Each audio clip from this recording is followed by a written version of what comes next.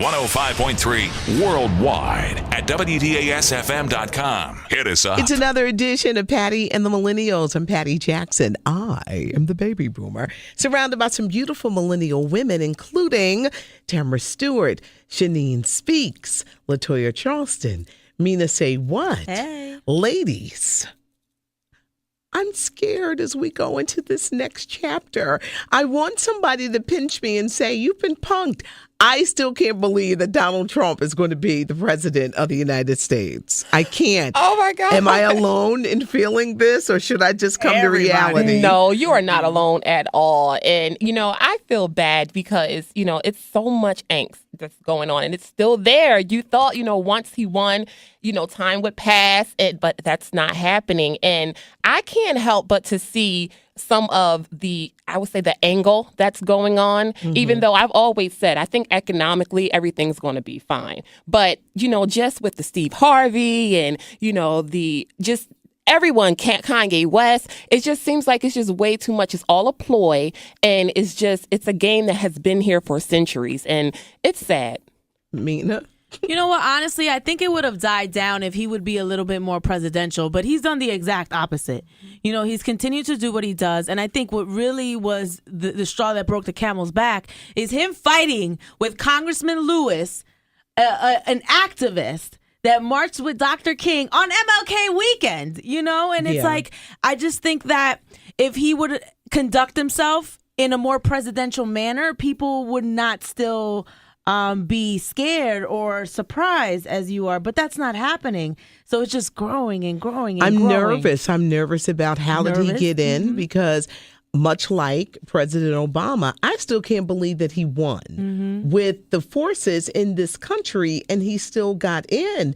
Is it that people didn't vote? People didn't like Hillary? People think that it won't affect them? Or they're thinking that this man is going to make America great again? First, I think you're a fool if you think it's not going to affect you. I'm kind of in the same boat as you, Patty. There's a lot of angst going on within myself, but I know us as being African Americans, we are survivors. Yeah. We have done it. So we going to be all right. You too, Mina, you going to be all right. Yeah, But the thing, honestly, it is bringing me so much pleasure on social media to see people's faces getting cracked by saying, please don't repeal the Affordable Care Act. Like, well, you voted for Trump. Yeah. Like, what did you think was going to happen? Millions are going to be left without you. health care. Instead of saying that they should amend it, does it need to be amended?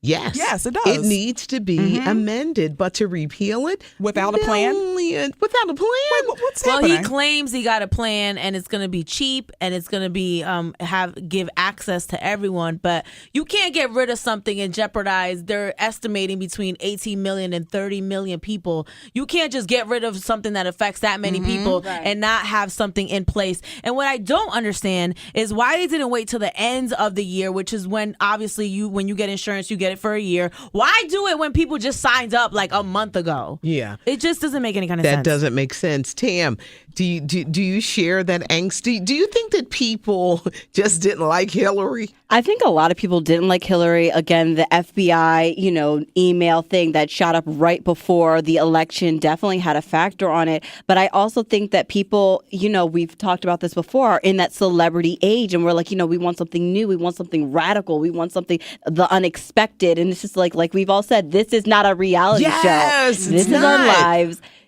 Don't play with our lives. So I think that there's a lot. And in my opinion, we all read the news. So every day for me, it feels like something new in the news is coming up about Donald Trump. And they're talking about it being rigged and the Russians and all these factors into it. I feel like we're in one big reality show. But this is one big reality show. If there's this much information coming up about it, why are we still allowing it to happen? That's why I'm waiting for somebody to say, punked, this isn't real, this is fake, we're going to fix this.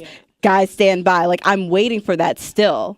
I honestly think that an impeachment will be coming pretty soon. Just give it some time for him to get in there. People are not going to continue to tolerate the bull crap that he's been pushing. And he's not even in office yet. So just imagine when he gets in there. People are not no, they're not going to tolerate this. Go ahead. Go ahead, Mina. I just hate how divisive this is, though. Like, I hate that we're even fighting each other. Like, the big question is, should people of color be meeting with him? Should celebrities talk to him? Should they not?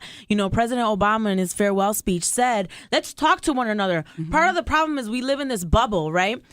Something that contributed to him winning is this fake news thing on Facebook, how people were Facebook was selecting what they were seeing, and they were only seeing certain articles, and not all the articles were real. He said these things influence us, and we all live in a bubble and to talk to each other.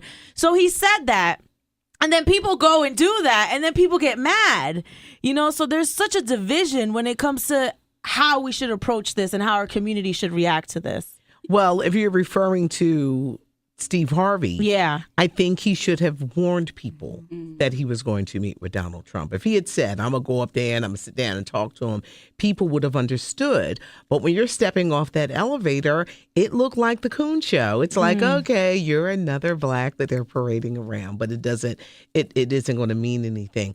I wanted to get back to people who didn't vote. There are a lot of people who think that, well, this isn't going to affect me.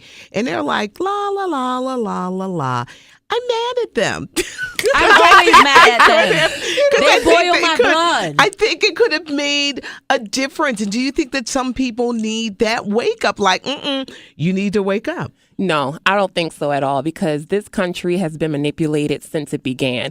And honestly, I think that Donald Trump won because they wanted him to win. I think that whoever is in charge, the government, FBI, or what have you, they had their plan and they said he's going to do this because we already have a plan on the back end. Same thing with Obama. I think Obama, he was a great president, but the reason why Obama couldn't do a lot that he wanted to do and what we wanted him to do was because he was a black man. And because I believe that in that White House, maybe, we don't know who it was, but somebody set him aside and said, hey, you love your wife, you love your children, this is what you're going to do. And I believe that as a black man, as a father, and as a husband, there was a lot of decisions that he had to think about. Same thing with Steve Harvey, same thing with Kanye West. So it's like, okay, you have a following with black women. You have a following with African Americans in music and millennials. This is what you're going to do. You like that $10 million house? You like your family? You like that career? Then this is what you're going to do. You're going to go out there. You're going to say he's a good man. You're going to say that you're going to make them believe that we're going to be okay because we have a plan in place, and it's going to happen whether you like it or not.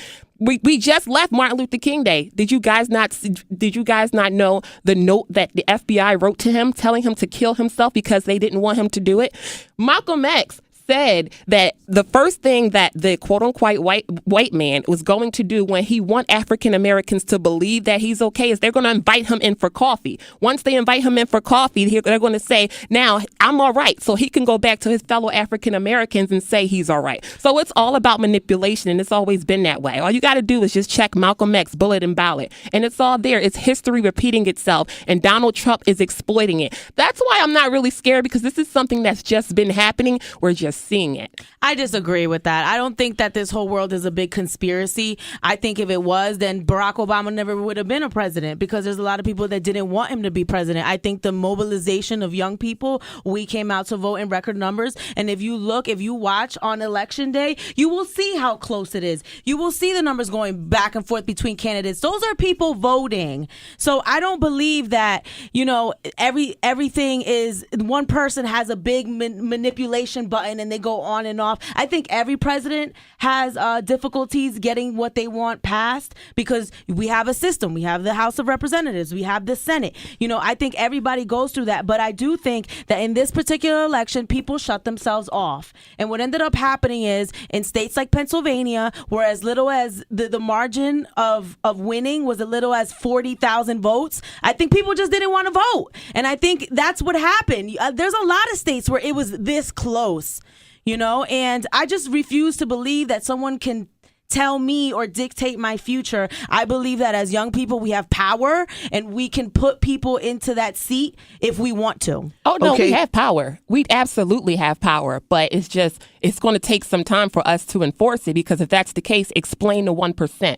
It's been there since America has began. Let's talk about Hillary Clinton. Do you think there was a lot of anti-woman, like, we are not letting, all right, first it's a black man, we are not going to follow it up with a woman. I think there was a lot of that. I think there was a lot of that. Some of our callers called us and said, just because she's a woman, we're not voting for her, which she was qualified. Say what you want about her track record. She was the most qualified candidate, period. I think that it also is a little bit too soon. Like you said, we've just we had a black president, he made a lot of radical changes that the country and still certain parts we're not ready for. So to go from that extreme then to have a woman as president, there's certain people that still have the mental thinking that women are supposed to stay at home. Women are too emotional to handle this type of role. So I think because we went from one extreme to jump to another, I don't think that the country was exactly ready for it. So maybe in the next 8 years or the next 16 years, they will be, but I just think it would be one radical to the next radical, and the country was too unbalanced to be able to handle that. If Hillary had put Bernie on the ticket, do you think she would have done better? Honestly, I think she definitely would have. If she had made him his VP, I think she'd be sitting there today and we wouldn't be in this predicament we are now. Honestly, I don't really think it has anything to do with her being a woman per se, even though I'm not going to just vote for someone just because they are a woman. Women have been influential, powerful figures throughout the history of time. America, we're just a little behind when it comes to that, but you have to think about our age at the same time. We are 200-something years old. We're the fastest country in the history of the world to ever rise to this level of power. And in the history of the world. I know I already said that, but I had to. You got it. I had to put some sprinkle on it. Respect. Yeah. Put some respect on her name. But yeah, maybe if it wasn't history, maybe if there was another woman. But honestly, what other woman in our political figures right now do we have that could be a qualified candidate? Michelle Obama. Right. Michelle ain't running. Maybe not now. I would love for her to run. Yeah. But I honestly think white America will be afraid of a black woman being in power. I do. I hated how she had to always tackle the angry black woman because they would find a picture of her resting face. They call it resting bitch face, which a lot have. I know I have. I got it too. Yeah, girl. I got it. We all got it. And they would all find the most horrific picture, and she's the angry black woman. So she had to kind of overdo to prove I'm not the angry black woman because they will want to label you with that. So I think she's going to be a little relieved to be out of the spotlight. I just hate how difficult it is for women in general. There's so much judgment that comes with the title of power for a woman. Even for Hillary, she's emotional. She's a woman. She can't run the country. And then people are like, well, she's too emotionless. We don't know anything about her. It's like, what do you want? Do you want me to be this way? Do you want me to be that way? Hillary wasn't the most emotional person. I never heard her talk about her family until she started running. Yeah. Why? Because it's a big, people want to see the soft side of you. They want to see the motherly side of you. It's such a contradiction. I just feel like we need to be who we are and be the best that we can be. And eventually all those things that people say we're supposed to be, it's going to fall by the wayside. That's your problem, not mine. Great conversation, ladies. Thank you, ladies. Another edition of Patty and the Millennials. I'm Patty Jackson. Mina Say What? Latoya Charleston. Shanine Speaks. Tamara Stewart. Thank you, ladies. And to our producer, because she puts together this segment, the one and only Latifah Waddy. This is where you can find us at WDASFM.com.